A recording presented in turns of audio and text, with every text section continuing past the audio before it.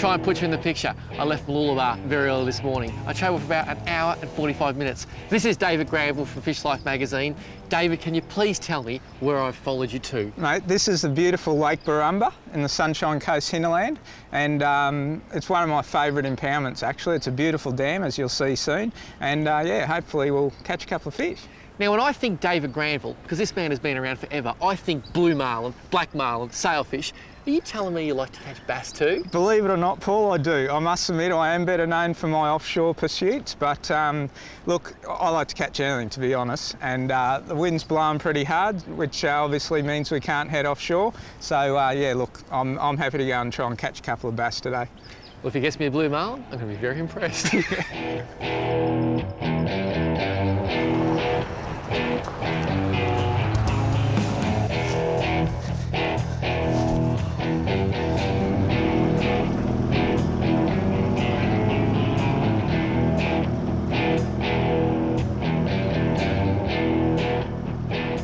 So one of the beauties of this impoundment here at Lake Borumba is you're actually allowed to have 2-stroke and 4-stroke outboards to any horsepower. So it's handy. You know, a lot of impoundments in southeast Queensland do have restrictions on horsepower ratings, and also a lot of dams only allow 4-stroke. So it's nice to be able to have 2-stroke, but of course if you are coming here and fishing, just remember there are quite a lot of regulations. You do need a stocked impoundment permit for this dam. So you know, just make sure you check all your local regulations before you do come and fish here.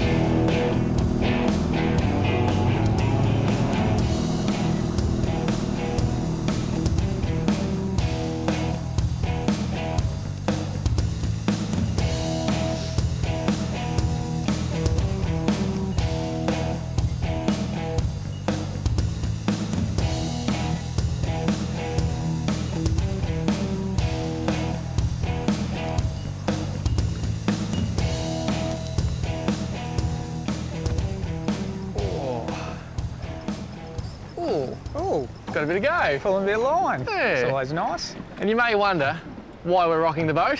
That is because our camera boat just come from 100 metres away when I yelled, "I'm on."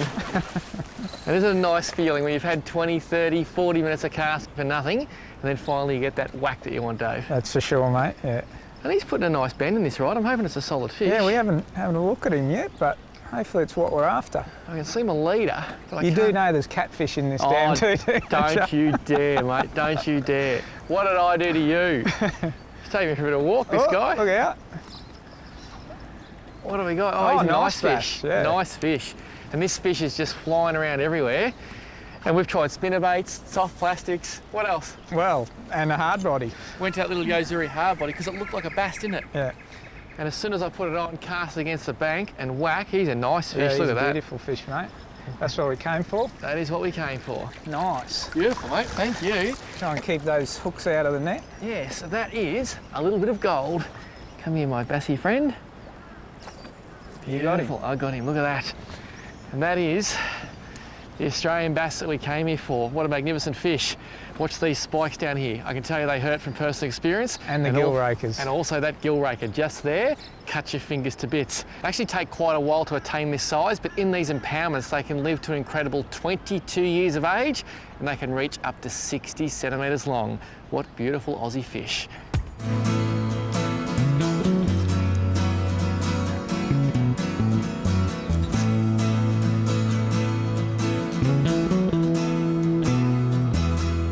So I'm just using a little spinner bait here at the moment, and quite often a lot of people cast it out and then just start ripping it in straight away, but I actually like to let the lure sink. Quite often you will get bit on the drop. Those blades on the spinner bait actually work as the lure's falling to the bottom, and once it hits the bottom, if you haven't been eaten on the drop, well then you start your retrieve. And even if you want to halfway back, stop, and let it fall again. It just maintains the lure with closer to the bottom, and quite often if the fish are holding on the bottom, obviously you're going to get more bites that way.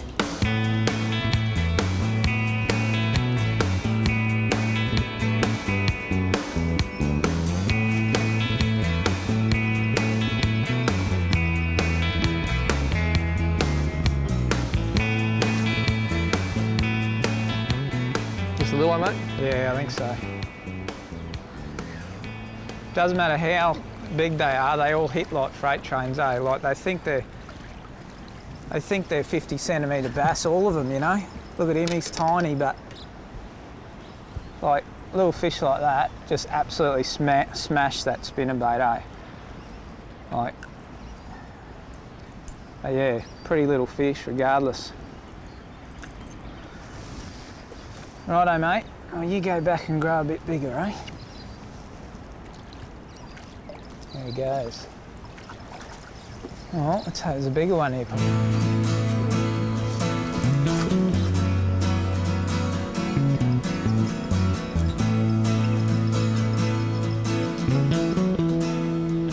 I just want to run you through this rig I'm using on the bass today. Very simple, yet very effective. Bit of 4-pound orange fins.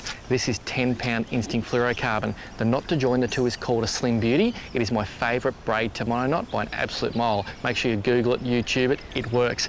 I've run about 2 metres this fluorocarbon leader. Because I'm using the orange braid, I don't want to spook the fish. And on the end, just a simple uni knot tied to that little Yozuri. It's called an MR65. The reason I chose it, it looks like a little bass, and I know bass like to eat bass.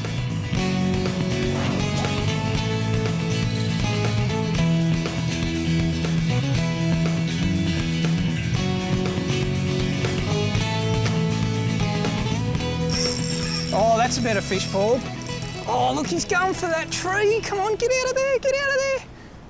See, you got him? Yeah, yes, he's out, got him. Well he's done. out, That's he's probably out. why I felt a bit better. Oh, dear. Yeah, he pulled that heap of line right at the start there, and then he had me in that tree. He's out of the, oh, he's a nice fish, mate. What a beauty. Yeah, he looks all right. No wonder he's pulling hard. He had a tree up his skirt. Oh, Isn't look that at that. a cracking fish, mate? That's what we came here for. Slide it over. That is what I would expect from these impoundments. Oh, yes. Yes, Mate, yes, yes. Well done. The spinnerbait. Spinnerbait came good. Now, you've been going on about spinnerbaits. Yeah. And I love spinnerbaits, but how many people reckon go into a tackle world store, look at that and think, no way, they're just trying to have me on? Well, God knows what the fish actually think it is. I mean, you got, you know, bits of metal flashing and stuff, but obviously bass are quite a territorial fish. We know they're aggressive, they'll eat just about anything. Awesome fish, mate. That is what I expect when I think of impoundment bass in Queensland. If you come from Western Australia, South Australia, maybe even Victoria, you just wouldn't realise how big bass fishing is in impoundments in this state. Oh, big time, yeah. I mean, as you know, there's several tournaments run around this fishery, and it's great that we've got a stocked impoundment permit system in southeast Queensland where all the money from your licence goes back into stocking fish. So, and we can come and catch fish like that, which is awesome, obviously. I am absolutely stoked. This fish is going to live well. In fact, all today's fish are going to live well. We're going to let them go at the end of the day because we want to make sure they recover. So when you come to this part of the world, you can catch them too.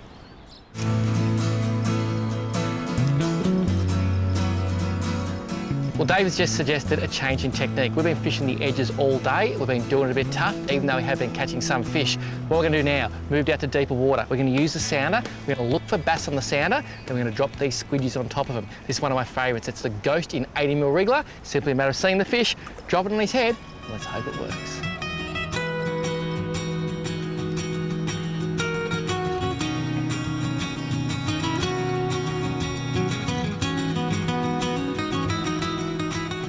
Fishing for these bass in the deeper water is a pretty simple technique. It's actually a little bit like flathead fishing. We're fishing the bottom. The fish we've marked on the sounder are hugging the bottom, and we're basically jigging the plastic right in their face. Hopefully, it's enough to turn them from lookers into biters.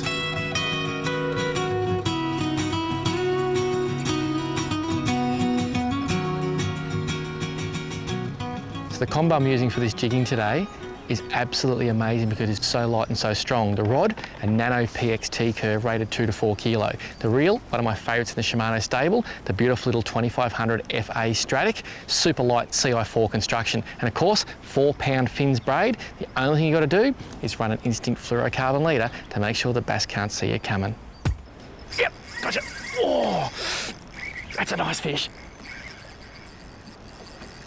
How is the power of these things? That massive tail, just awesome. Oh, that is such a beautiful feeling. I don't know why, but I love catching fish even more on the tough days when you've really had to work for them. That's what I've had to do today, but it is winter. This is predominantly a summer fishery, but I knew there was still a chance to get some nice fish, and this feels solid. Look at the way this bass is dragging my rod. Look at that, he's dragging the rod tip down towards the water, and that's when you know it's a nice fish. He's coming up, oh, he's popping up there. I haven't seen him yet. There's my leader. Oh, look at that, he's a beautiful fish. I would have thought he would have been even bigger than that, this fish, by the way he was pulling. I might just... Want me to net him for you, mate? I might just slip him in. Come here, buddy. Oh. Watch those gill rakers. Yeah, thank you. They are nasty. Oh. And there it is. Awesome fish. And just look at the light on that beautiful green bass. I've got to say again, those gill rakers, they're nasty, and there's some more bits in there that'll just cut you to pieces. But imagine getting one of these things around 6-7 pound, how hard would it pull? So closely related to the estuary perch, which is a southern species. The biggest difference, the bass has this rounded forehead and the perch has this scoop. In fact, sometimes the perch and the bass actually mate and you get a crossbreed. It is only DNA that can tell us that happens. I am loving these bass.